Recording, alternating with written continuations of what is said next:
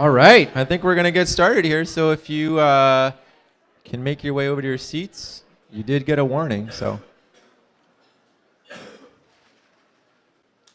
Wow, nice. All right, well, welcome. Happy New Year, and welcome to Pecha Kucha Volume 5. Yeah. So we usually start off with a little bit about us. So who we are. I am Melinda Michael. This is my husband, Neil. We moved to New West in 2007 and have been proudly contributing to the New West population. Baby number 2 we had in December. His first Pecha Kucha of the night. We're just regular residents who enjoy doing fun things. So we decided we'll start initiatives and do things such as Pecha Kucha New West, outdoor potlucks, and anything else that we think people might be interested in. So this is why we're here.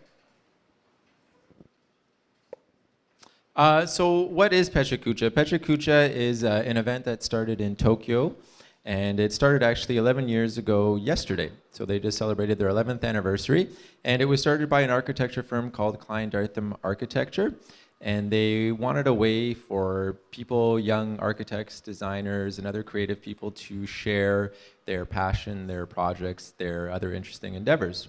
But like anybody who's been to a bad presentation, they wanted to put a constraint. And so they came up with the idea of 20 slides, 20 seconds each. And about 3 years after they started, other cities started contacting them saying, hey, can we use this format? And being the good people they are, they said, of course. And so we were the 570-somethingth city that came calling. And there are now over 700 plus cities around the world that host the Pecha Kucha, and we're very honored and proud to be part of the organizing team that hosts it here in New West. I'll do this one.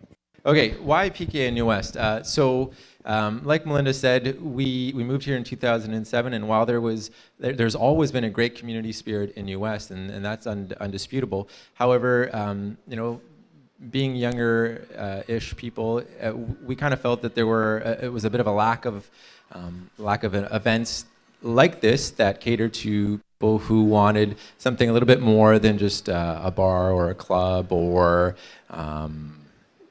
Yeah, we wanted something more. We wanted intelligence plus entertainment and good beer and things like that. And so after attending the chapter in Vancouver for a number of years, we thought, you know what, let's give it a go. I think we know enough people. We know enough people who could speak. We know enough people who would be interested in attending. And now we know you, and you're here, and clearly there's a thirst for events like this in the community. So we're happy to be the ones kind of organizing it. But like any endeavor, we may be the organizers, but we couldn't do it without our friends. So fortunately for us, we know a lot of great people who are able to support us. This is a wonderful list of them. And like I said, we may be the organizers, but all our friends help us out in our bigger community. I'm a little nervous tonight. It's all right. So two of our strongest supporters, clearly you have seen the posters and you've been to the ticketing website, etc. And that's all courtesy of our great friend, Wes Koopmans. Yeah. Who, along with his brother Daryl, run... I missed a good joke. Like his brother Daryl and his other brother Daryl. Yeah. But they run of Desks, which is a web design and they're great people. Web design firm and great people. Obviously, Wes helps us out and creates. He's created every poster other than the first one, and helps us with a lot of the things creative. River Market, of course, you all know River Market. You love it, hopefully, and they have been fantastic in supporting us right from day one. So we couldn't do this without them. Oh wow, yeah, we're right there. Okay. One small thing. Sorry, I promised Aaron I would mention this in connection with River Market. This is a packed weekend in New West. If you didn't know, you're all here, which is fantastic. But tomorrow and Sunday, there is the Curious Flea event going on right here in the market again as well. And if you're not familiar with Curious Flea, it's similar to a flea market, but better, because it's curated and there are no fleas. There are only really great, beautiful products that you would hopefully want in your own home, made by people or curated by people that you'd love to know. So please come on out. And as well, tomorrow night there is the Mindful Meat event put on by Urban Digs and supported by Re-Up and a number of other great community partners. Okay. Is it me or you? It's me? Great. Okay. So Dave Brown. Dave Brown's our first speaker. Sorry, Jeremy, do you mind hitting that? Great. Dave Brown is one of New Westminster's leading advocates for individuals who are homeless in the city. He has a heart the size of the tin soldier, a passion that is contagious, and the endurance of a marathoner. While his real job is community services manager for the Lookout Emergency Aid Society, Dave can often be found wandering the streets and alleys of the Royal City in the morning, attending one of countless committees he belongs to in the afternoon, and meeting with City Council or New Westminster Police in the evening. With the mantra of homelessness can be solved, most just think of him as the best friend of the homeless. Please welcome our first speaker of the evening, Dave Brown.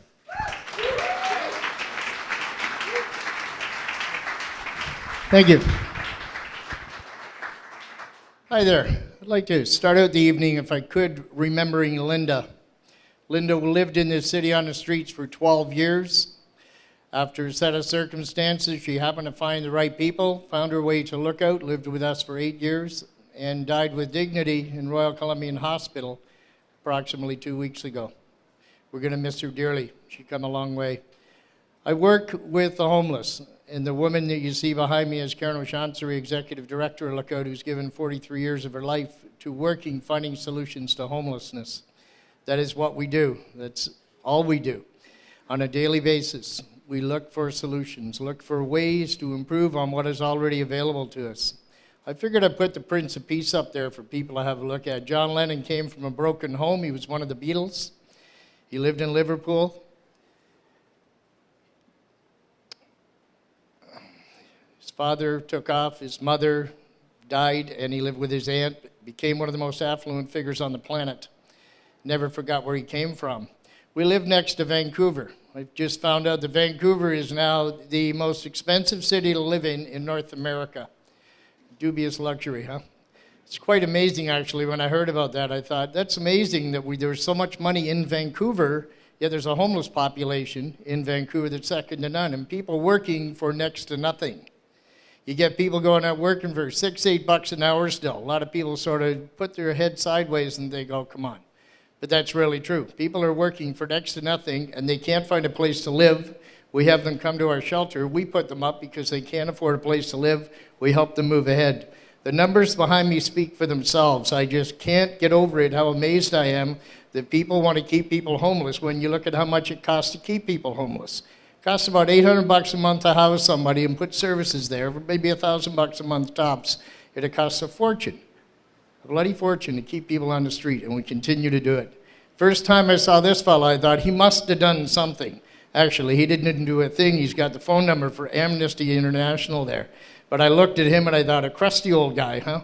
He's got to have done something wrong. He looks like a criminal. He looks like this and that. Amazing how we can see somebody and think that whatever we think about them.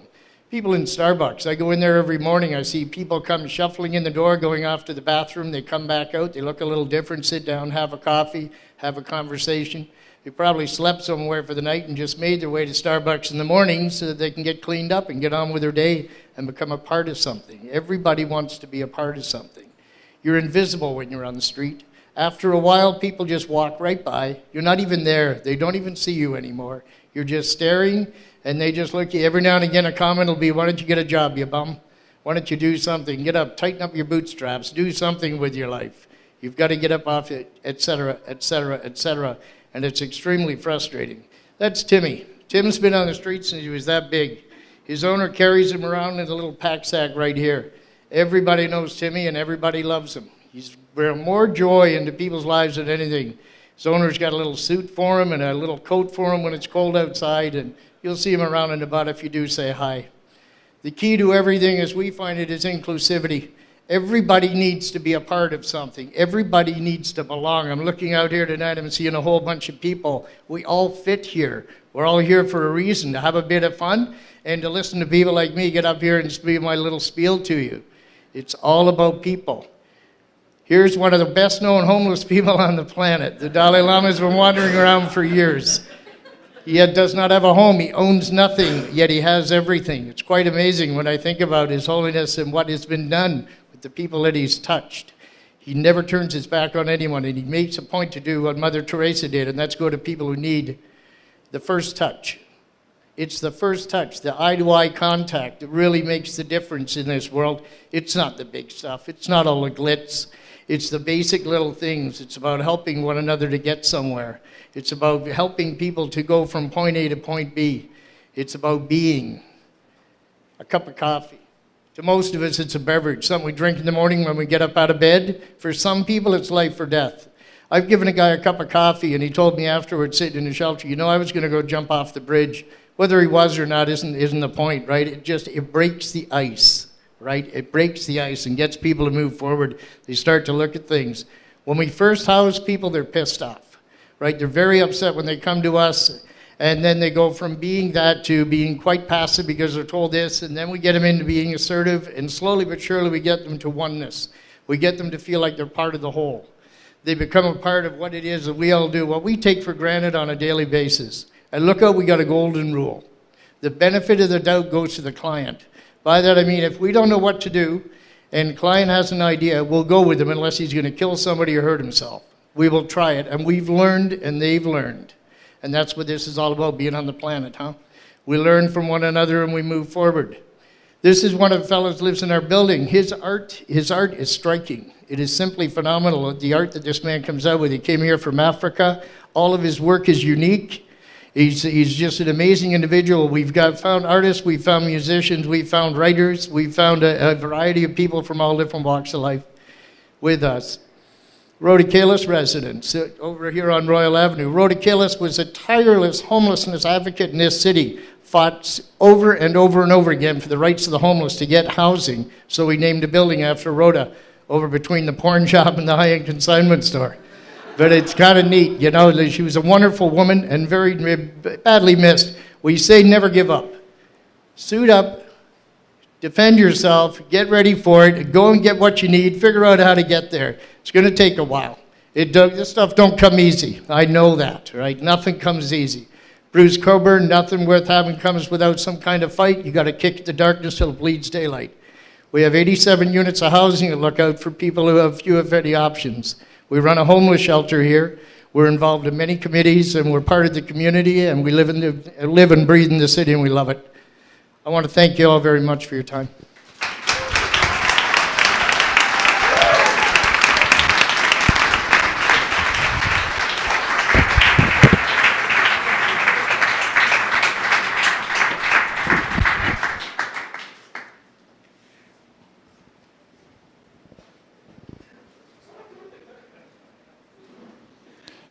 If you know Aberlin, then you know she's intense. Intense. Hoping to shatter the glass ceiling, her mission is to change the world by empowering women to take on greater leadership in business, workplaces, families, and society during her lifetime. Not one to shy from life challenges, she has done intense inner exploration in self-development training, as well as having worked as an engineer, project manager, and entrepreneur. Closer to home, she was a managing partner in the 2009 renovation and revival of the Terminal Pub and Liquor Store in New West. If you buy her drink, you may get to see her share her passion for breakdancing, singing, and acting. Please welcome multi-talented Aberlin Malapad.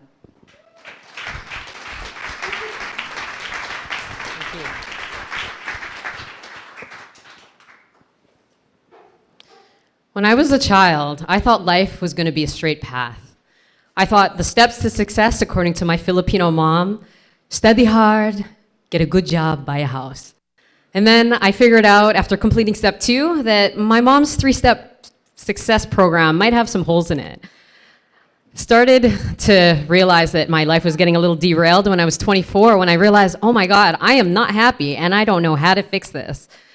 I realized that, I needed to do some changing, and that was really what I needed to start doing.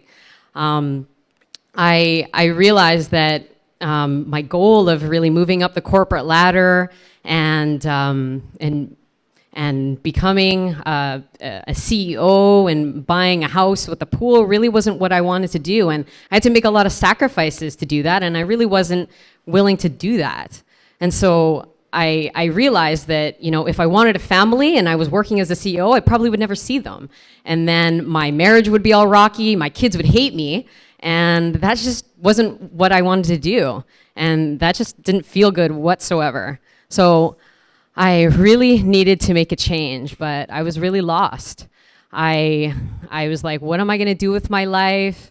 I don't know what my passion is. I really need to find out what makes me happy. And I was really lost. And I really needed to know, what all this life stuff was all about. And so that's when my life started to go a little more squiggly rather than straight line like. I went on a 7-year journey actually to really start discovering for myself what life meant for me as a happy person. And it wasn't totally clear, but the journey really helped me to jump out of my comfort zone. And I traveled, I did self-development, a lot of self-development, and I also explored entrepreneurship. And that really has helped me learn a lot about myself, about the people around me, and the world. And it's been really, really rewarding. With basically my first big travel experience was to Central America. I did a backpacking trip solo. I really wanted to find my inner voice and really just get rid of all the other voices that I knew that weren't serving me. I really wanted to challenge myself to experience my true independence. And it was great. Every day I woke up and I was like, what am I going to do today? I'm like, whatever. Thank you. And I felt just completely liberated to do whatever I wanted, when I wanted, and I really just found out who I really was. It was really, really fantastic just to feel that amazing freedom. I traveled all over Central America. I also did a self-development course, a spiritual study course where I did meditation, yoga, learned about metaphysical concepts, and I just developed a great connection with my intuition and really learned to trust myself in any situation. I also did a lot of self-development work and learned that I had a lot of limiting beliefs that were keeping me back, and I really just felt like a computer that was just full of viruses, like jumping out at me and stopping me in every track. And so I really needed to work through a lot of those different things. I learned that my thoughts, my feelings, and my actions really work together to create my results. So if I was going to change my life, I needed to change the way I thought. And at first, it was difficult. Lots of how do I do that? But then I really started to feel like the master of my destiny when I really got that going. The other thing that I learned was I needed to learn how to ask for support from other people. It wasn't something I was really comfortable with doing, and I really need to learn how to do things differently in that respect, because if I wanted to be more, I really needed to enroll the support of others and get comfortable with that. And what I wanted to do as well is be courageous and really jump out on my own and be an entrepreneur, because I wanted to live a life of complete freedom in financial, location, and time, and just live very passionately, and self-development really helped me with that. And that led me to do the Terminal Pub, which I hope all of you have come and had a drink there. That was a super fun experience. I learned tons about business and myself. Unfortunately, it wasn't the total great fit for me. I wasn't as interested in the restaurant industry as I thought I was, but it was an amazing experience and I learned a ton. A year ago, I actually started a business where I do women's empowerment coaching, and that's when I really started to put into practice all this wonderful self-development that I did on myself. And I help other women to align their thoughts feelings and actions towards the achievement of their life vision. I really feel like I'm changing the world in my small way by really helping women to really show themselves in the world. Over the last 7 years, I feel like I've just done a lot of really great things in being able to understand what makes me happy. And I can honestly say I feel really proud that I've jumped out of the mold, and I am really looking forward to my future. In the next 7 years, what I'd like to do is just create a very simple life, simple, luxurious, and purposeful, where I move back and forth between Hawaii and Vancouver. I want to do a lot of traveling with my mom and my sister, my brother, and my actually, that's everyone in my family. And also pursue acting, singing, sculpture, a lot of the different things. In my work, working with women, I really help them to be courageous enough to live a life that they feel is something exciting that they'd like to wake up to. And I really tell them, life has no rules. You can really do whatever you want as long as you just believe and you just take action. So my question to all of you are, what would life look like if you really pursued a life that you were happy about? And, what would move, what would shift in your life? And what would you learn about yourself? What would you learn about others? So if you are curious, I would really encourage you to take that step because it is awesome.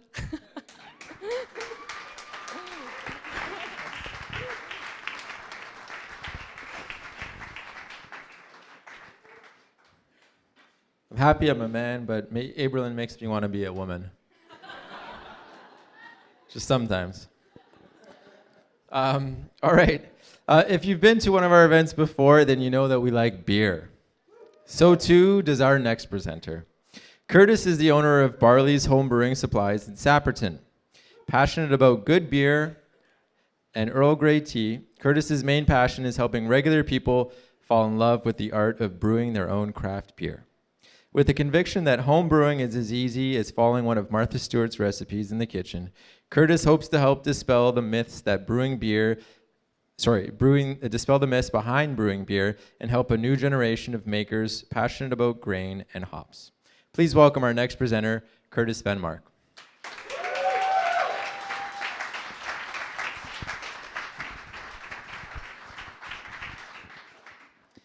Hi. So I have cue cards. I'm not sure how that's going to work. I'll figure it out. So my name's Curtis Van Mark. I have a degree in biological sciences with specialization in evolutionary biology. But I'm not a biologist. I'm not a scientist of any kind, actually. I'm the owner of a retail store here in New Westminster. I'm here to discuss my experience with education and how it led me to where I am today. So I discovered at an early age the addiction associated with being graded, being judged against my peers in the academic competition that is school. That letter A on an exam was like a drug, sending feel-good neurotransmitters through my brain that said, "You've accomplished something. Good for you." It starts with gold stars and it leads to honor rolls, but the results are the same. At university, you're exposed to this drug at dangerously high levels. Students sitting in the hallway before an exam, cramming that last-minute information into their brains, are like junkies, eagerly awaiting their next fix. And probably every one of those kids has convinced themselves that their entire future balances precariously on the outcome. If I can just temporarily memorize everything that could be on this exam, or at least enough so that I could pick the correct answer out of 4 possible options, balance will be maintained. I'll graduate, I'll get a career, I'll buy a house. This is how that drug makes you think.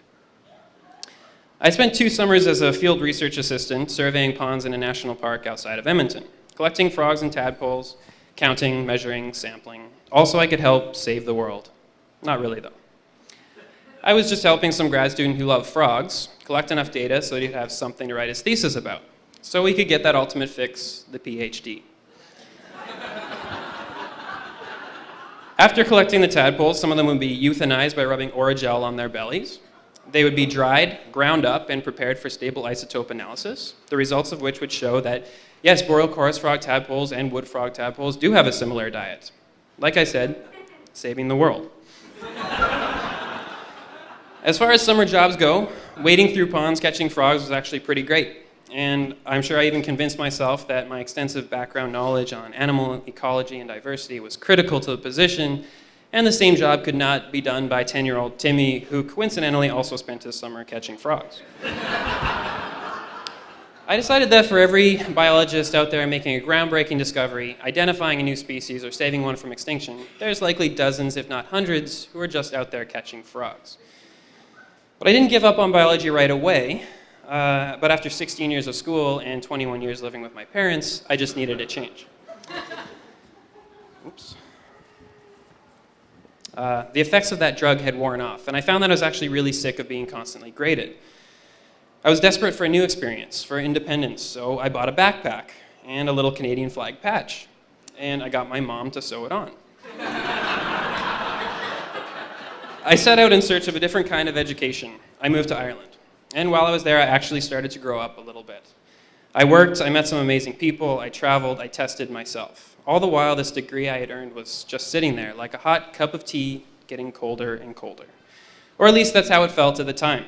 I could hold 4 drink orders in my head for 4 different customers. Guinness, Guinness, Guinness, and Guinness. But that caused me to forget a nucleotide base pair. Guanine, cytosine, adenine, something. While navigating northern Greece, the order of the time periods completely slipped my mind. Carboniferous, Devonian, Silurian, yada, yada, yada.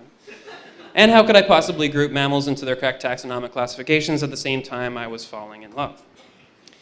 Even the process of photosynthesis became a bit of a blur after that New Year's Eve. Of course, so were my means of transportation back to the flat I was living in. And after 8 months abroad, I returned to Canada. And at that point, I think I realized that I just wasn't cut out for a career in biology. Although studying wolves in northern Alberta was once a dream, and in a way it kind of still is, I just knew it wouldn't leave time for all the other experiences life had to offer. So I went traveling again, this time to the southern hemisphere.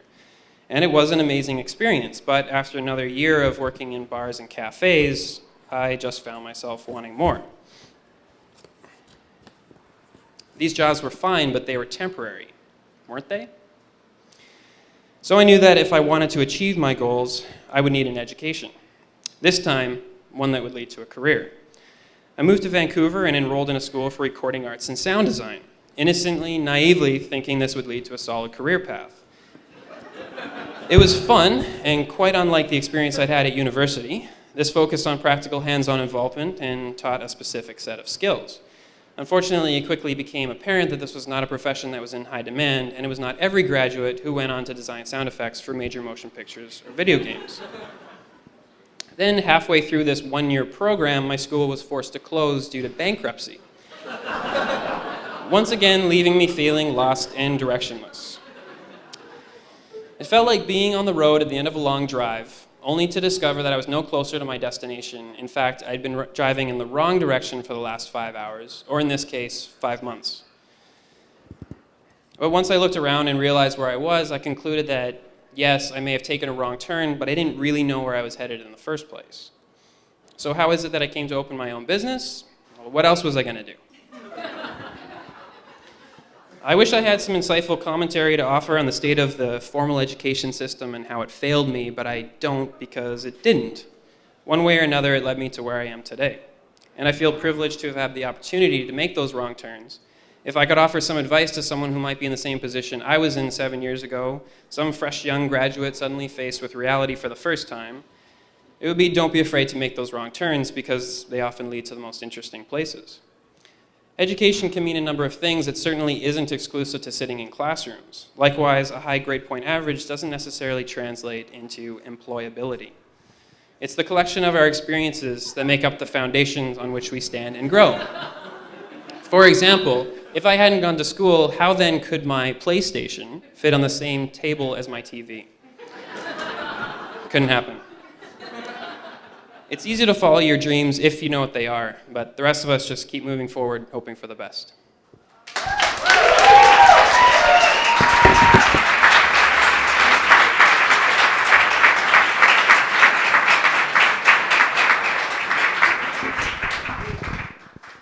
Doesn't he just make you want to drink beer? Well, you're in luck because we have a lot of it, so you need to start drinking it. All right.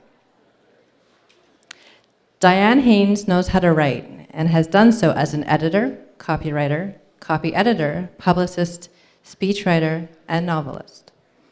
First published at the age of 6, she is the author of a series of adventure novels for young teens and former senior speechwriter for UBC president and international human rights lawyer Stephen Tu. A self-confessed extroverted introvert, she created Royal City Writers, a volunteer-based project designed to give voice to the stories in our community that ordinarily go unheard. In 2014, she will launch Ecstatic Dance New West with regular small studio-conscious dance events and big community dances in partnership with River Market. Please welcome Diane Haynes.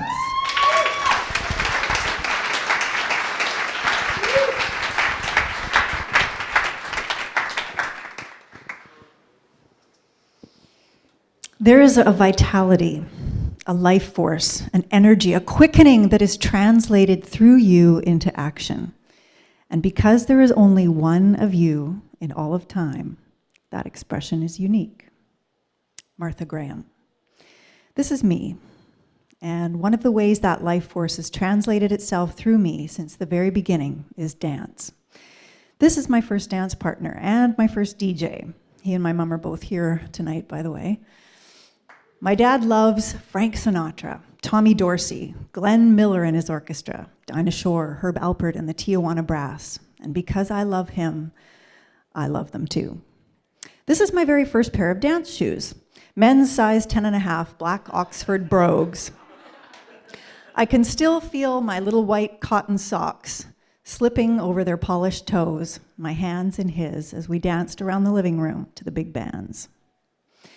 So actually, this is my first dance partner. I think I'm actually in that photo on the right.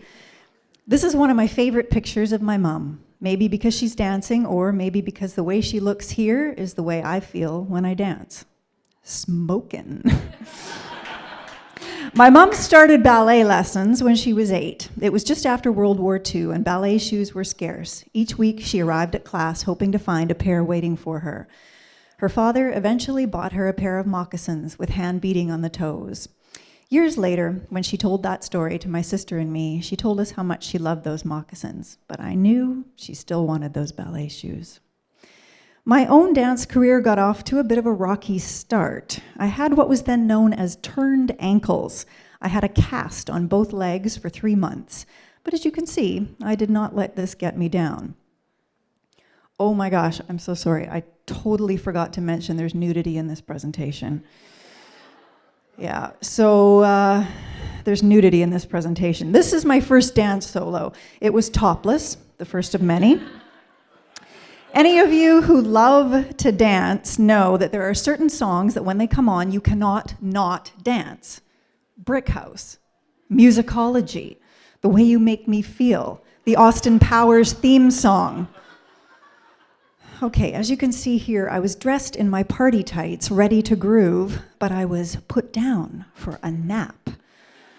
I tried to escape, but the bars were too narrow. I did not dance that day, my friends. This was my first broken bone. I learned very early that our bodies are self-regenerating miracles. Do you know you have an entirely new epidermis every 35 days?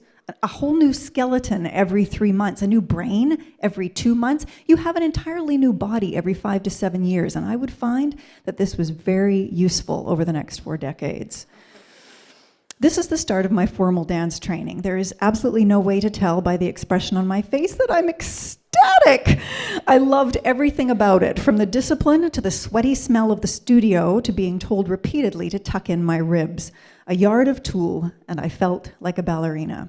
I had radar for anything to do with ballet. I had a Johnny Walker ad in my scrapbook because in the 70s they put a pair of ballet shoes next to the bottle in the picture. Ballet was what I decided I wanted to do with the rest of my life. But when other girls were getting point shoes, I was told those ankles of mine weren't strong enough. I quit ballet. My heart broke. Those are the shoes I never had. That is the screw that held my right ankle together after I broke and dislocated it at Stardust Roller Rink. A plate and 5 screws are still in there, and yes, they do beep at airports. My orthopedic surgeon told me that I could forget about dancing. 6 months later, I ran a 10K. Told myself I'd dance again, and I did. I danced and sang in productions all over the city, Wizard of Oz, Brigadoon, Oklahoma, 42nd Street. I had all the costumes, makeup, and wigs a girl could want. And I danced for choreographers who went on to work on Broadway. Oh, my system's not working. There we go. However, I wasn't quite finished remodeling my skeleton. Horseback riding this time. More metal, more strip searches at airports. But just for reference, Jackie Chan has broken his nose 3 times, his ankle once, most of the fingers in both hands, his cheekbone, and his skull. There are risks that come with being a stunt performer and just living life to the fullest. We have to dance while we can. These are 4 pictures of last dances. That's the last time my sister danced with my dad, last time my dad has danced with my mom, last time I danced with my lifelong friend Mike. He died 3 years later. And that's the last time I danced for 7 years. In 2010, I was diagnosed with heavy metals poisoning, lead, mercury mostly. There's no easy way to get that stuff out, and it affects every system in your body, nervous, endocrine, digestive. I had migraines and indescribable fatigue. For weeks and months, I pretty much just ate and slept. These are my medical records for the past 4 years. On those rare days when I felt even the slightest of that vitality or life force, I danced. This was my partner. Her name's Franny, and her favorite song is Respect. What you want, baby, I got it. What you need, you know I got it. All I'm asking is for a little respect, just a little bit, hey baby, when you get home. Mostly, though, everything just stopped. But I healed, and one of the things that pulled me through was wanting to dance again. Last year, I discovered an international movement called ecstatic dance. It's freestyle movement, no special shoes, in fact, no shoes at all, no picking up on the dance floor, just dance and music. I've tried every venue Vancouver has to offer, and I love it all. This year, bringing it to New West, maybe here at the River Market. So whatever dance is for you and whatever bones you've broken along the way, I hope you never fear those mountains in the distance. Never settle for the path of least resistance. Living might mean taking chances, but they're worth taking. Loving might be a mistake, but it's worth making. Don't let some hell-bent heart leave you bitter. When you come close to selling out, reconsider. When give the heavens above more than just a passing glance. And when you get the chance to sit it out or dance, I hope you dance.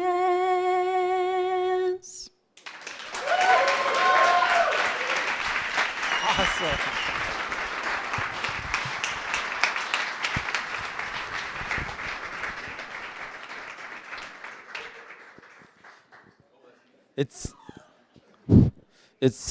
It's really neat being one of the co-organizers because we get everyone's slides in advance and we put it all together, right? But we have no idea what people are actually going to say with the slides, and in this case, sing or what have you. And I don't have no idea how our presenters do it, but they amaze us every single time. So thank you so much to Diane and everyone else. Unbelievable. All right. Our next presenter. Gary is president of Brooke Pooney Associates Incorporated. In his role as president and senior planner, Gary provides strategic and political counsel on projects throughout British Columbia. A New Westminster native and active member of the local community, Gary serves as director of the BC-based Indo-Canadian Friendship Society to ensure people in the Punjab, India, have access to clean water and infrastructure. To date, the ICFS has undertaken approximately $1 million worth of work in 10 village improvement projects and have changed the lives of thousands of people in India. An active member of the development community and a member of the Urban Development Institute, Gary serves as chair of the Urban Development Institute Under 40 Committee, the Urban Development Institute Industrial Committee, and the Urban Development Institute New Westminster Committees. For his planning and extensive committee work, Gary was awarded a Business in Vancouver Top 40 Under 40 Award in 2009. Please welcome the other well-dressed brown guy in New West, Gary Pooney.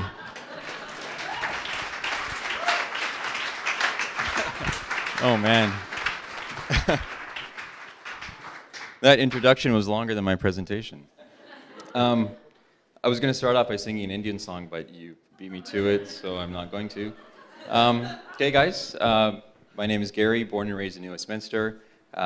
Thank you, being a well-dressed brown guy, not the only one. I'm going to talk about my two favorite subjects, one of which is me, and the second one is this city, New Westminster. So my love affair began with this. You got to pardon the elephant on the shirt. My mom made it for me. It was a fashion statement when I was 4 or 5 years old. But I had this romantic childhood attachment to the city since I was born at St. Mary's Hospital 42 years ago. Started for me back then.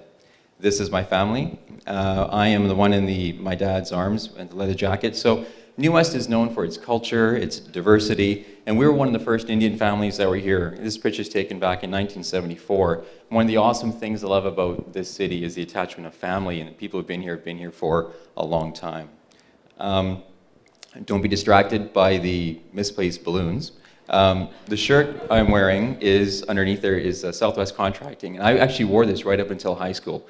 And it's a reminder of me of the work ethic and this blue-collar nature of the city and my parents' generation that laid this groundwork for me and for other people. This is a map of Queensborough for anyone who has not been to Queensborough. Growing up over there, I would have never dreamed growing up in Jersey that I would have been over here on the Manhattan side speaking to all you important people one day and sitting up here in a bow tie. Queensborough is the most awesome part of New Westminster. Thank you very much. So anybody here from Queensborough? Anybody? All right, one person other than me. Okay. So this is a ditch. If you are from Queensborough, you know what a ditch is. You know what it's like falling in a ditch. You know it's like chasing a soccer ball into a ditch. You know it's trying to jump across a ditch, falling into it, smelling like shit, going home. That's a big part of Queensborough.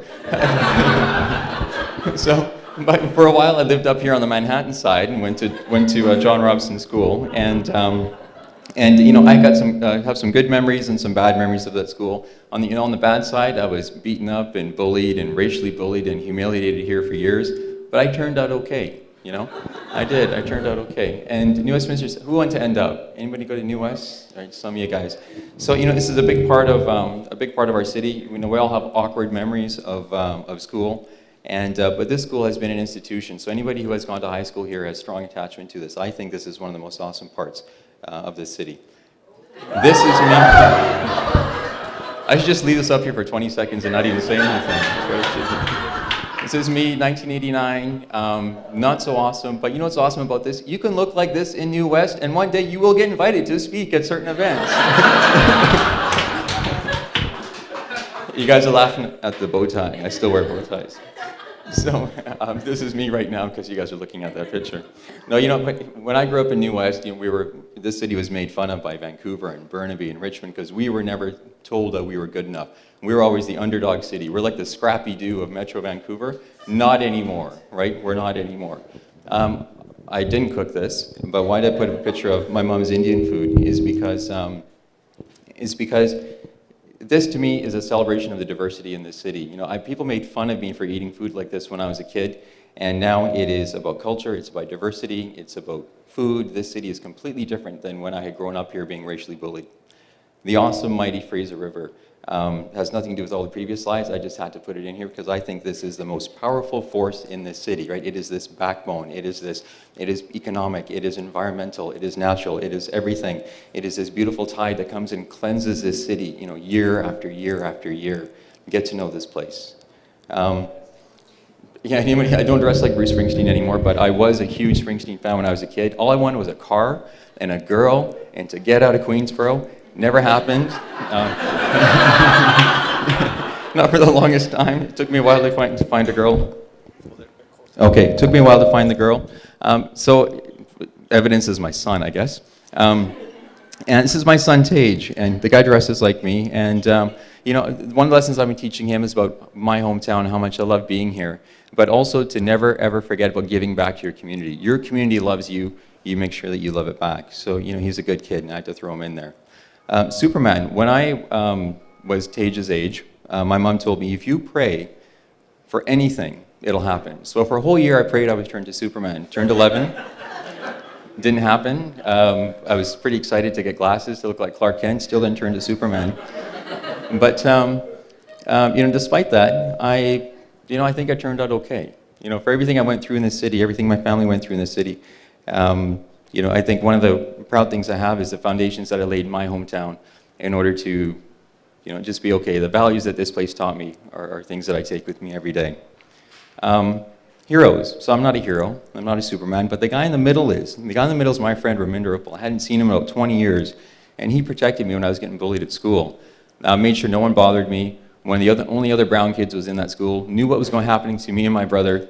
This guy's a Superman. This city has so many unsung heroes, and there's a lot of people that get a lot of media attention and have their name in the paper. Guys like that are awesome. So what is this city to me now? It's about city about diversity. It's about a city that you'll get accepted. It doesn't matter what color you are. It doesn't matter what clothes you wear. It doesn't matter what background you have. It doesn't matter what your sexual orientation is. It doesn't matter about anything. New Westminster loves you. New Westminster accepts you. That's why I love this place. This place has come a long way in the 30, 40 years that I've been here. I actually can't remember why I put this in here. It's just me working somewhere and I completely forgot. Right, sir, so let's look at it.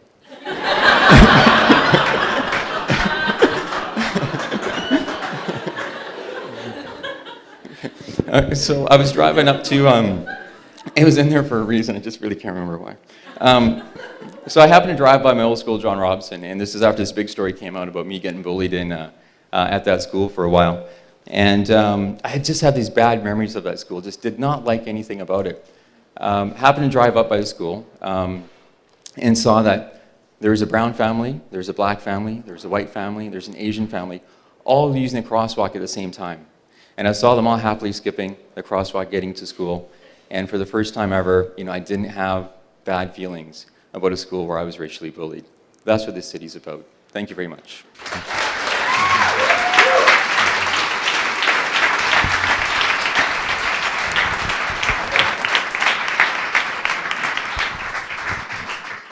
Thank you very much, Gary. All right, well, we are at the beer break, but we're going to ask you to hang on just for a quick sec here.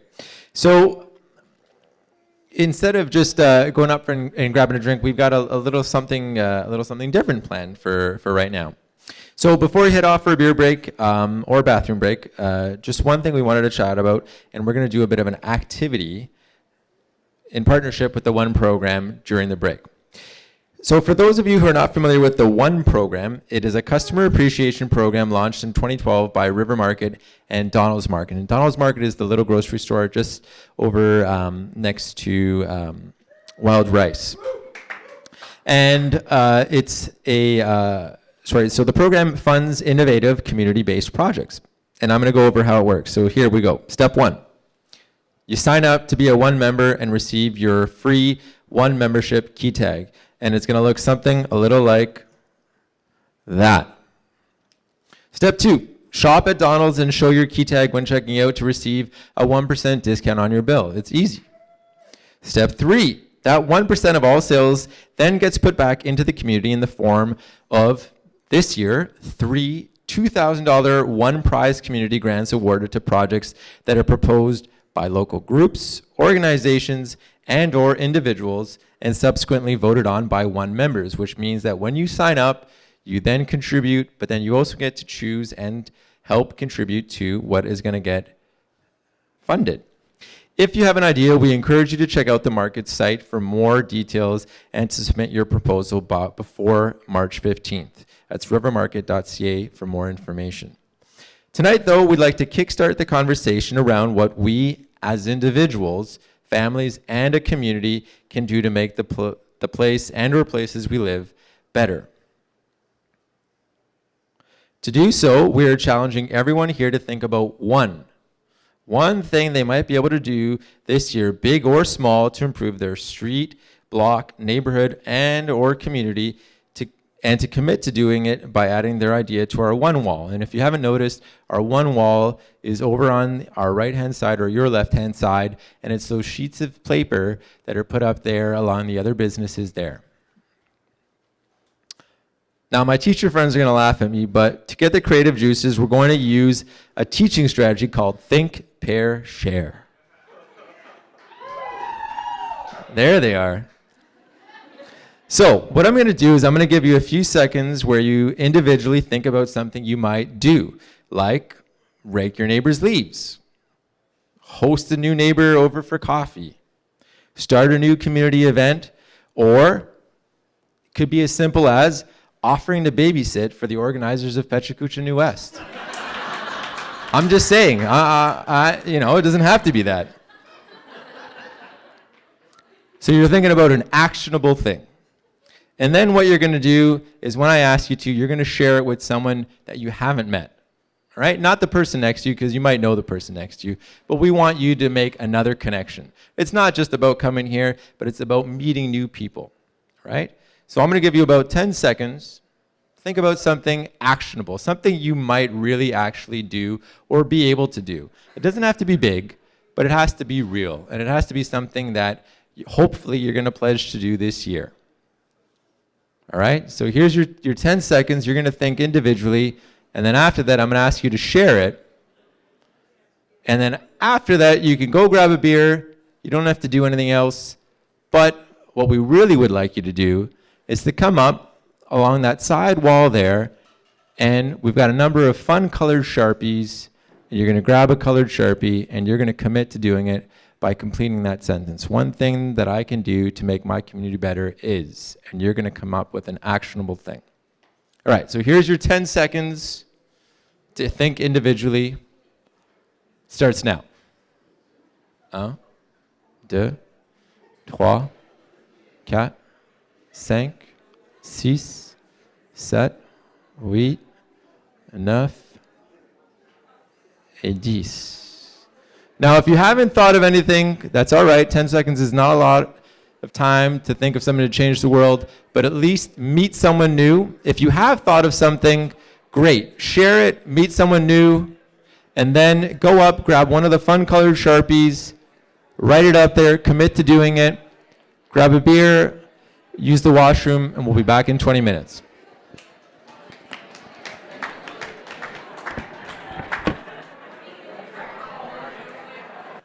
Now, before we get going for our second half, a couple of things. For starters, thank you very much for participating. And we really do encourage you to take a look at some of the ideas that people have pledged to do on our one wall, because there are some absolutely fantastic ideas. And if 25% of them come to fruition, it will be in a more than 25% better New West next year. But we really do encourage you to follow through on those actions. And if you didn't get a chance to write something up, that's okay. But take action. Do something this year and really try to make your community a better place. And if you don't live in New West, that's all right. Make whatever community you live in better. Okay.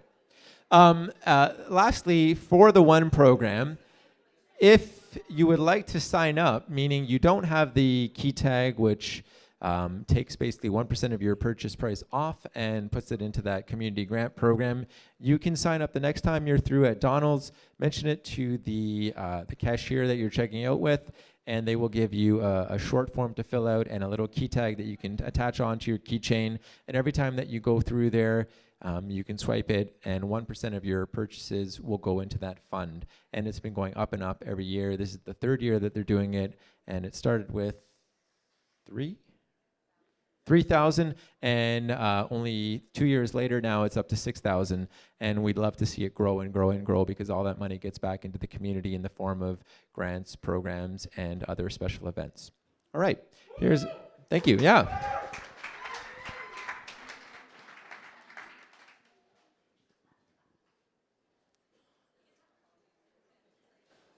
All right. Our next presenter. Stephanie started performing at the tender age of 3 and hasn't stopped since.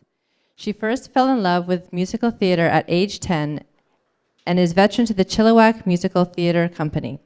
She is classically trained singer of nearly 18 years and has received many regional and provincial awards.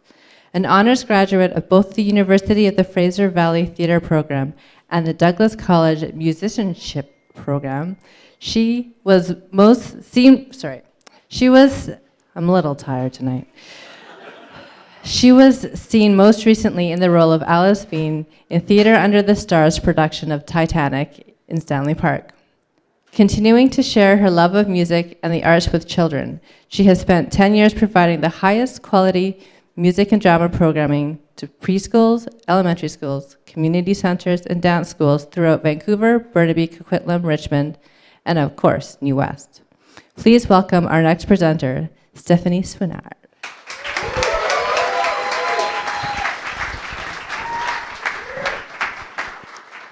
Make it to the stage without falling? Check mark.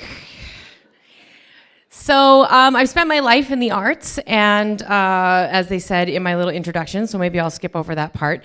But in my time in teaching young people in the arts, I've come to some fairly unique conclusions and insights into what the arts brings to the lives of my students and what it has brought to my life. So that's more what I'm going to focus on tonight. So this, oh, they're so cute.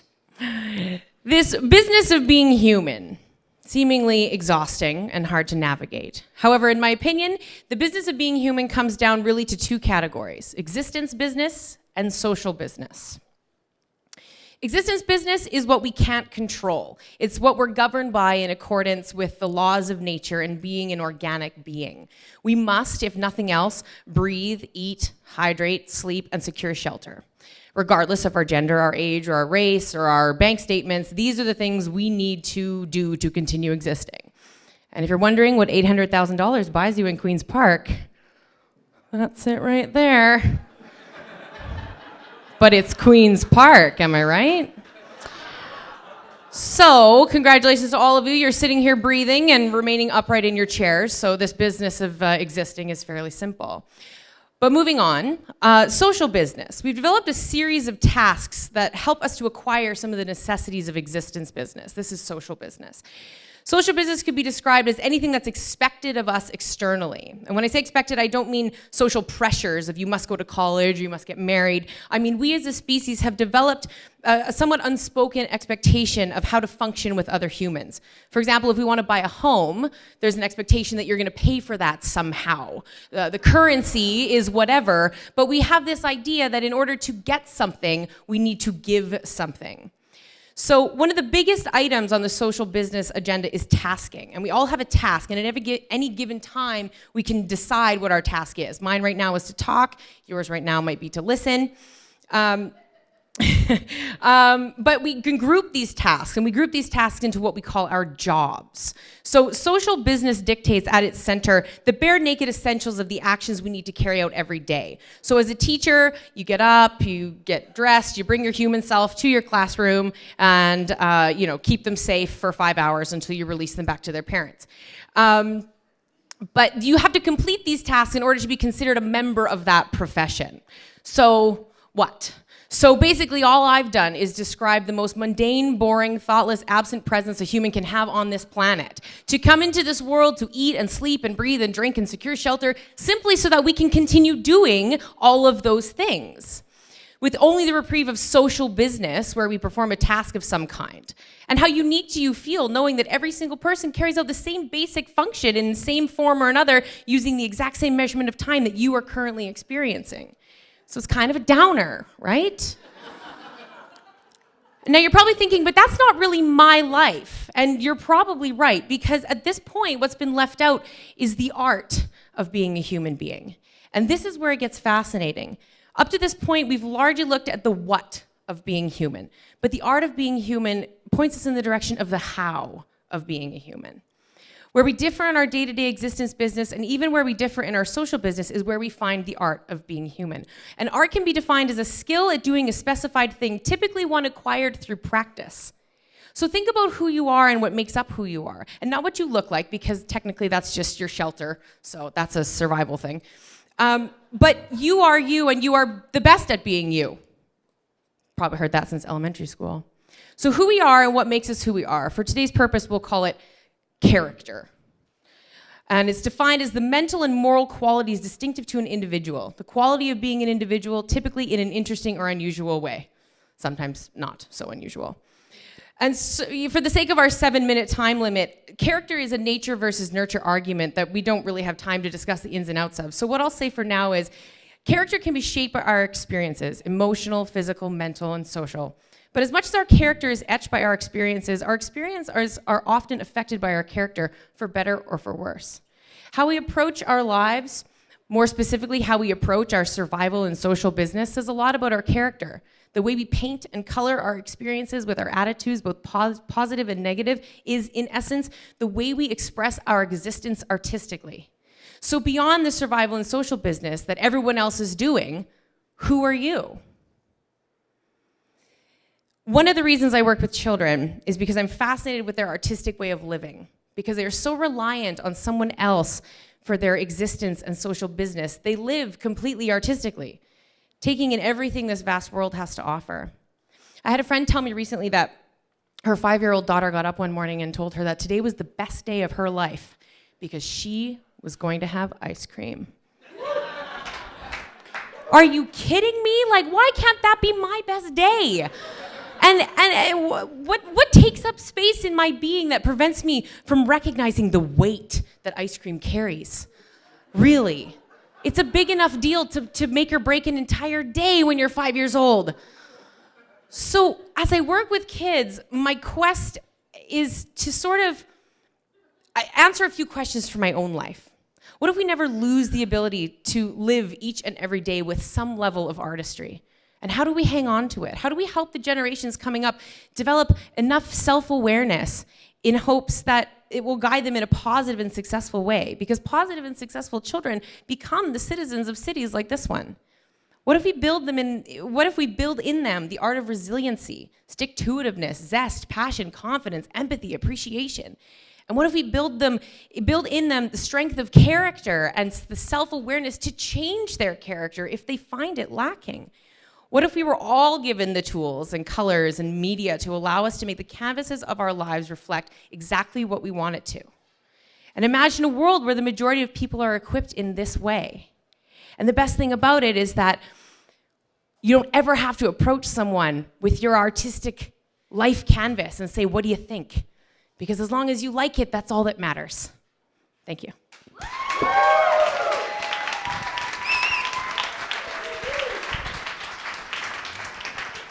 Thank you.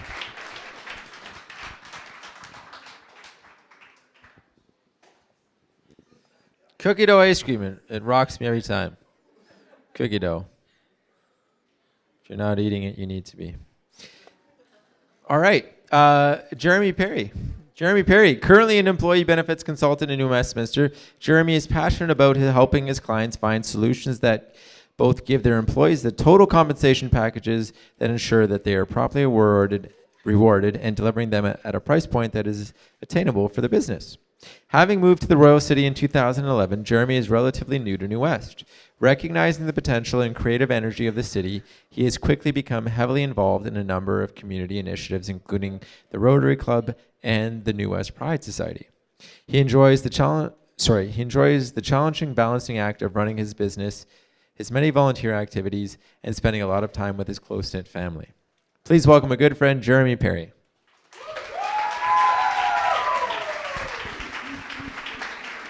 All right. So since I knew you all wanted to see me naked, I figured I'd throw that picture up first. A friend suggested it might be a good way to break the ice. Anyways, my name's Jeremy Perry. My husband Ian and I moved to New West just over 2 years ago, and we've fallen in love with this community. And I'm happy to say that when I look around the room tonight, I see a lot of friends. Now, when I decided to start my own business as an employee benefits consultant, it was because I wanted the opportunity to give back to the community and to really be involved. What I hadn't realized was that by doing that, it was going to actually enhance my business. I'm here tonight to make a business case for corporate philanthropy and how when you give back to your community, your business prospers. So I'm going to give you a bunch of examples. The first one I'm going to talk about is Stephanie, who is just on stage before me. Now, Stephanie's with the Stage New Westminster has become a fixture at our community festivals and events, whether it's a crafts table or face painting for kids or adding a fun photo booth element with Neil and Melinda joined that one. She she's out there and part of those festivals. Now, how that's helping her business is she's connecting with people, she's meeting people, that her business is getting highlighted in all of these community events. And when people are thinking about entrusting somebody to look after their kids and teach them some theatrical arts, they want to know that they trust them and that they've got the skills and the values that they want instilled in their kids. So Stephanie's got this opportunity to really meet people, connect with them, and talk to them, and prove that that's the case. Her business is thriving because of that. The next one I wanted to talk about is Flipside Creative. Now, they're a marketing and design studio in Vancouver. They're a B corporation, which means they're held to really rigorous standards as far as social responsibility and environmental awareness. And they do tons of really cool things for the community. So I'm just going to focus on one really neat thing that they do, which is called Create-a-thon. Each year, their team spends 24 hours straight doing free marketing and design work for local charities.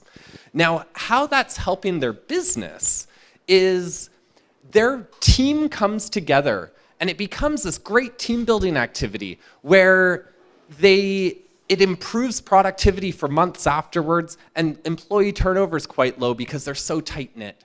Another thing is that free work turns into paid work when those companies come back and say, I want to buy more. And I need to skip my last point. So the next business I was going to talk about is the River Market. So Mark Shea is going to be up on stage in a few minutes here. And what his vision for this market has been is to become a community hub that's full of vibrant activities. And he donates this space to any community event that wants to use it. So things like tonight, Pecha Kucha, he's just giving this space because he believes that that's what communities need, are spaces to gather. Now, how that's helping his business is it's bringing foot traffic through the door. A lot of us tonight spent money in the market, and that's helping the businesses that need to pay his rent. And that's the business that he's in, is collecting those rent checks.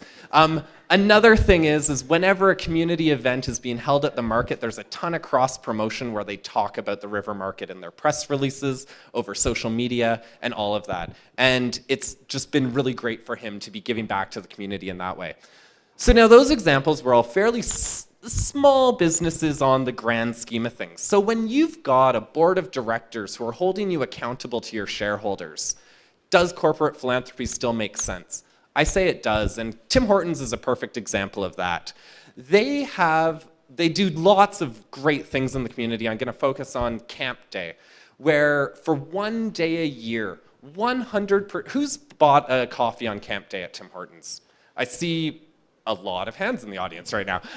So one day a year, they donate 100% of their coffee sales to send disadvantaged kids to camp, which is an experience that they wouldn't get otherwise. This is a great thing, and it brings people in the door who actually make a destination trip there for that day, end up buying other food that they end up enjoying and become regular customers.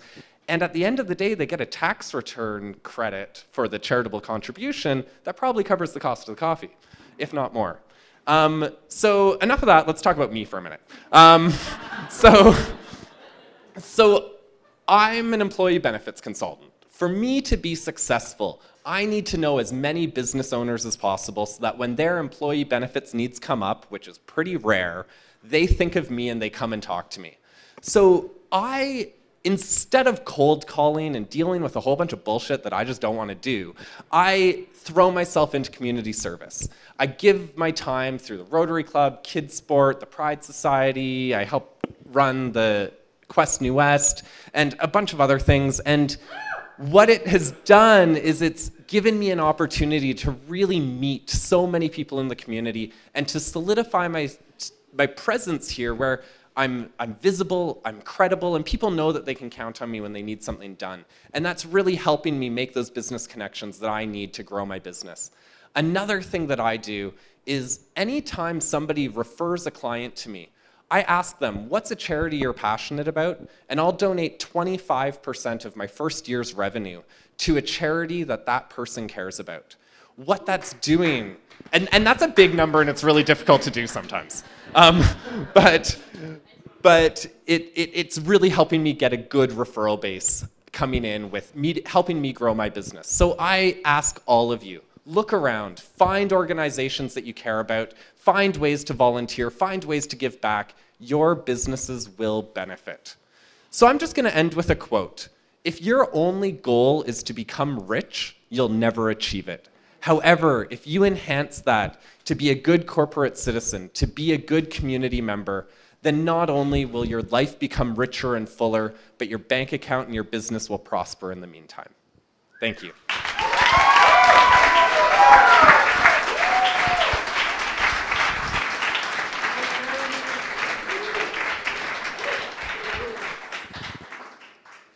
I'm just going to take a minute to say, hi, Mom. Hi, Meme. Hi, Deed.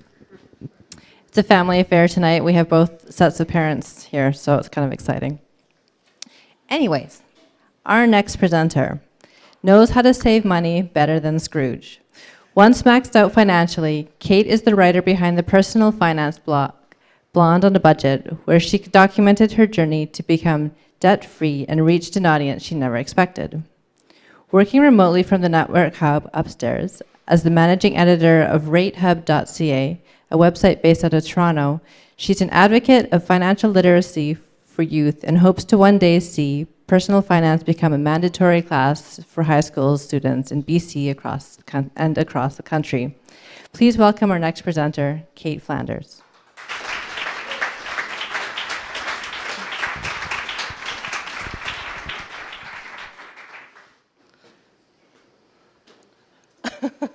Okay, so I've met a lot of people here in this room on Twitter, probably because of this hashtag, but have yet to actually meet a lot of you in person before, so hello. Tonight I just wanted to take some time to properly introduce myself because I am so new to New West still, and also share some lessons I've learned over the last couple of years. So I'm originally from Victoria. My family lives in the house that my dad grew up in, which is really special to us. I did my degree in communications at Royal Roads University, and on the island my life always kind of looked good on the outside, but for years I was holding on to a pretty big secret. I had a ton of debt, which you just heard about. Basically, I used to be the girl who used her credit cards like they were free money, just like swiping for anything I wanted to own, do, or see. I was also sold on sale prices and like cheap bi-weekly payments. So basically, by age 19, when I got my first credit card, I'd always carried a balance. By the age of 25, I had over $28,000 of debt. There was a day where I woke up and realized I had about $100 left in my bank account and another $100 left on my credit card limit, and all of that had to last me for 6 weeks. So that was definitely rock bottom for me financially. The worst part is that no one in my real life knew what I was going through. Growing up, my dad actually always talked to me about money, savings, investments, and I just didn't really listen to him. And I didn't want to tell him what I was going through or any of my friends because I didn't want anyone to judge me for how much debt I had. So like being maxed out and then not being able to talk about it made the whole thing feel that much worse. For some reason, I decided to start an anonymous blog. It was anonymous at the time. And it was meant to be just a tool for me where I could kind of, check my spending and check my debt repayment progress. And it definitely served that purpose. But what I soon found was that there were tons of personal finance bloggers. There are like dozens and hundreds all over the world of other people who are documenting their journey out of debt. So I couldn't talk to anyone in real life about what I was going through, but I could talk to these people, which was pretty awesome. And fun fact, there's like 8 personal finance bloggers in Vancouver and 4 of us are in New West. So I started paying off my debts one by one, and also learning how to say no to a lot of things that I used to say yes to. So like partying and shopping, just things that I finally stopped justifying giving my money to because getting out of debt was more important. It took exactly 2 years, but I made my final payment last May, and I've been thank you, and I've been debt-free ever since. We can kind of skip this one, except I'm very slowly learning how to live within my means still today. I actually don't have that much money in savings, but it's a constant kind of just learning lesson with money. So I'm sure it doesn't need to be said, but I'm clearly not a financial planner or any kind of expert. But I've learned a lot about both myself and about money in my debt repayment journey. So tonight I want to share 10 lessons I learned while blogging my way out of debt. Number 10, being a personal finance blogger is literally the worst kind of blogger that you can be. You see a lot of great blogs out there where people get to review and keep some pretty cool products, but personal finance bloggers only talk about one thing, money. Like, no company or bank is gonna give me $500 to review and keep. Number 9, people are really serious about their beans. I did an interview once with the Globe where it came out that I always buy the cheapest cans of beans just when I'm making a pot of chili, and people kind of freaked out about it. I got a lot of comments from people who said that the can of beans that was 40 cents cheaper was going to be really bad for me. I kind of think a can of beans is a can of beans. So, I know, I agree. Okay, quickly, like growing up, tomato soup was always one of my favorite meals. When I was getting out of debt, it became kind of a staple item for me because I was so broke. Like, I lived on such a tight budget. So there were weeks where like every dinner I ate was a 69-cent can of tomato soup. I ruined that meal for myself. Number 7 is that whenever people decide that they're going to get out of debt, they usually get pretty serious about cutting out unnecessary expenses from their budget. But everyone has a vice. Mine has always been takeout coffee. I'm very vocal about it. I canceled my cable, but I always had a latte in my hand, and that was okay with me. I should also be honest and say I actually have 2 vices. I love coffee, but I'm a little bit obsessed with pho. So you could ask me to go for pho any day of the week, and I would say yes.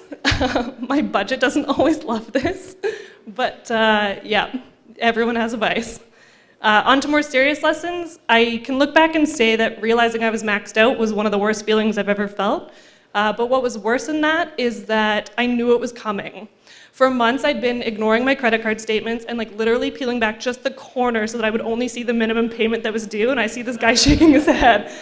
And if I'd trusted my gut and listened to that and thought about how much denial I was in, I could have been debt-free a lot sooner. This one kind of speaks for itself, and I've kind of talked through it. So basically, a big lesson is that you should never compare your finances with anyone else's, because there's nothing saying that you're just kind of not both spending because you see each other spending. The one thing I've become obviously increasingly passionate about it throughout this entire process is that personal finance isn't really taught in our classrooms. I worked in the Ministry of Education for 5 years, and I know exactly where it's weaved in and out of our kids' education IRPs, and the fact is that it's just not there in a condensed format. I think it should be a mandatory class that high school students have to take before they graduate. This one also kind of is self-explanatory. I had a really hard time removing the emotional attachment that I had to money for years, and I still have it sometimes because I'm definitely someone who lives paycheck to paycheck. But money is just a tool, and all you can do with it is the best that you can with the amount that you have. And finally, despite the fact that money is definitely still one of the last taboo subjects, in my experience, people do want to talk about it, and not just about the good things that are happening, but about their debt and their struggles too. This is really inspiring to me because I think the more people share their experiences, especially the mistakes that we make with money, the more we'd all have a little bit of it in our pockets. Thank you.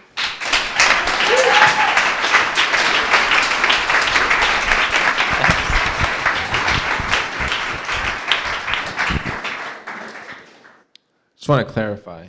That building that looked like a castle, was that the house you grew up in or the school you went to? That was Royal Roads, okay.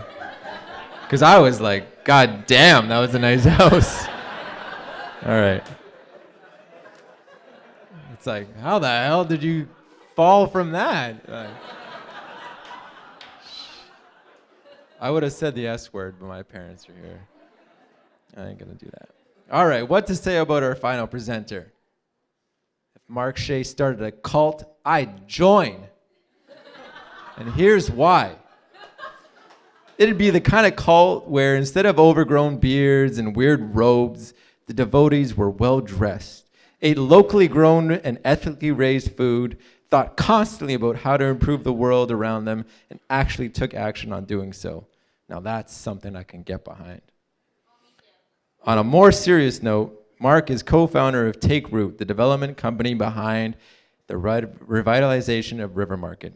Passionately curious about people and places, he started as a Disney Imagineer. Let that sink in. and later led the user research practice of eco design in New York. A desire to dig deeper into city building brought Mark back to Vancouver and subsequently to New West. New West! Please welcome our final presenter of the evening, Mark Shea.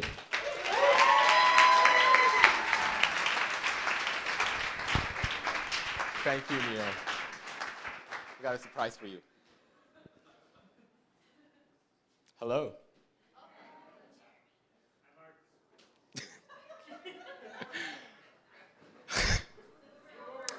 Pardon? Oh, okay. I'd like to introduce you to Sarah Lover Turnbull. She is 96. At 4 feet, 11 inches, she is the biggest person I know. She's a giant in design and business. I was her research assistant at the Process of Change Lab. For over 40 years, she curated a collection documenting our society's changing values and changing needs. I think she put the lab in the business school because she wanted design thinking to be the conscience of companies. After all that fancy schooling, I went to join a theme park. Does anyone know who this is? Oh, okay. All right. It is me. So I have a t-shirt for you. But that's Brer Bear. I was a Disney Imagineer. We were the group that designed and developed theme parks. And that's my escort trying to drag me off the stage because I was having so much fun. But it's all part of the training. And I think at Disney, the magic really comes from the tension, the balance between business and creative goals. After LA, I moved to New York. And this was ridiculously fun. This was deliriously all-consuming, like a summer romance. Everywhere you looked, there was people doing crazy stuff, like a diamond-studded motorcycle. So we were part of this tribe, this creative tribe, and we were madly creating stuff. Then 9/11 hit. The city became silent. And there was lots of questioning about the deeper meanings of life, about what's really important. Around this time, my Buddhist teacher said to me, when you're digging for water, commit to a spot and dig. I decided to come home and commit. My sister and I, we co-founded a company, Take Root, and we were really interested in creating new business models and to figure out how private development could enrich public life. With this project, we started with how do we revitalize a market without becoming a mall? And it wasn't so much that we were against big companies, but we believe that lots of small companies make our cities more interesting and more resilient. Does anybody remember the market? Yeah? Yeah? What? Okay. So this was an incredibly hard project. Real estate is as much about location as it is about timing. And I had terrible timing. We were trying to do this in the middle of the economic downturn.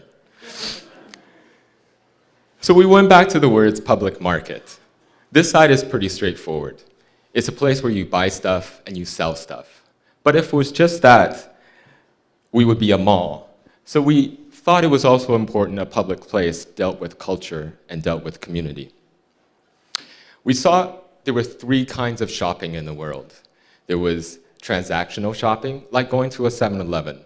There was also price-driven shopping, like going to Costco or going to a Walmart. And then finally, there was something we called enjoyment shopping, much like Granville Island. So for River Market, we wanted it to be affordable and enjoyable. Now Sarah is, I hope she forgives me for doing this, the entire world history in 20 seconds. We started as hunters and gatherers, farmers, then we extracted value from the earth through industry, then we created value through knowledge, then through experience. So what's next? I think the future of retail is something we call the activity economy. It's really about people doing things together, social activities. Now, you have a lot of choices in shopping. You could do everything online. Why do you choose to come to a physical place like this? We thought our hypothesis was that Food 360. With a great team, we began to rebuild a market around a hub of activities, all based around local food. So you can grow food on site, you can process food, you can take cooking classes, you can even buy a mid-century modern dining table. And you can even go upstairs and feed your imagination at Vancouver Circus School.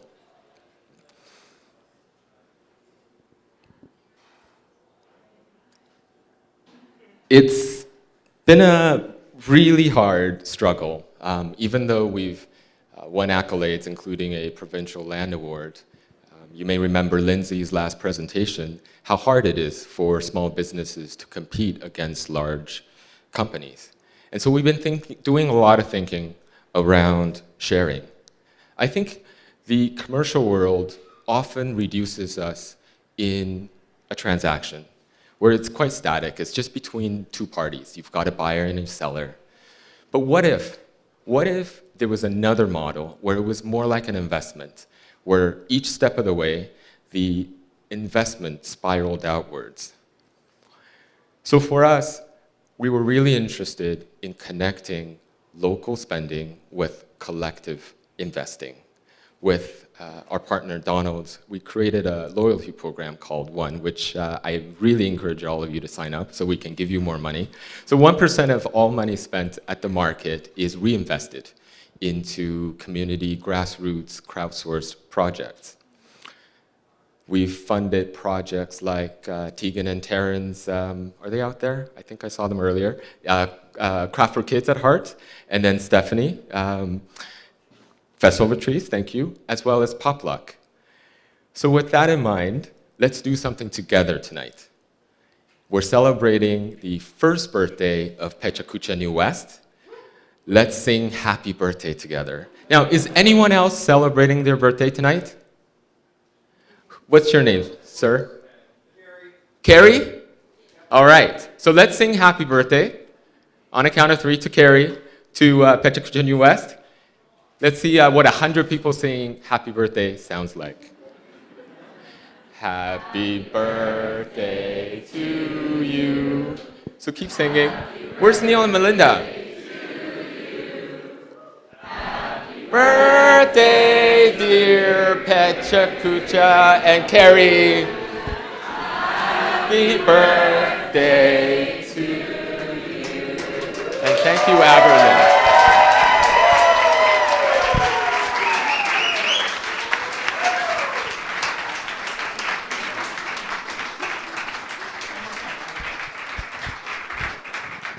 Wow. Thank you so much.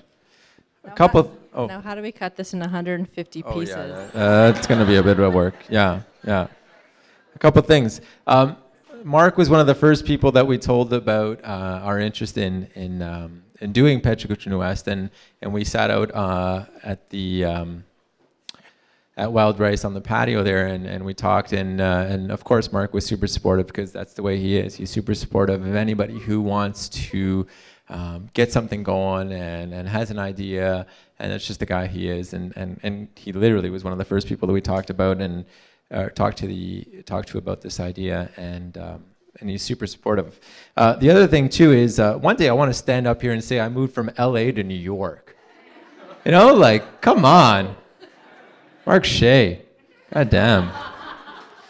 Do you mind hitting that, Jeremy? Great. So volume 6. Because this is just like an ongoing thing. We're going to keep it going. And in volume 6, we haven't set a date yet for a number of reasons, because we have 2 kids. Like, it's not easy. You guys might think that we look good, but we worked hard to look good tonight. We got to clean up spit up and diapers and stuff. We clean up real good, but we work hard. So we haven't set a date, but it'll probably be sometime in and around... After we move, sometime around May-ish. Yeah, you're in. We love Pat. Now, the other thing, too, is we have our liquor license to about 10, but after that, or even before that, we encourage you to move over to Wild Rice. Please do. They're great partners, and they really support us. The other thing is if you're on a folding chair, and you know you're on a folding chair because it folds, and if it does fold, we really encourage you to fold it and then to move it to the left or to the right, whichever one is closer. You're the best to determine which one's closer. If you would like a piece of cake, we can't accommodate all of you. Come on now, like look at that cake. But if you really work hard and you really do want a piece of cake, come on up here and have a bite. That's it. You can't follow that. You can't follow that. You can't. So, Volume 6, to be determined. Thank you so much to our presenters and volunteers. Thank you. Have a look around, have another beer, and we love you. Thank you. Fold up your chairs, move them to the left or the right, and have another beer.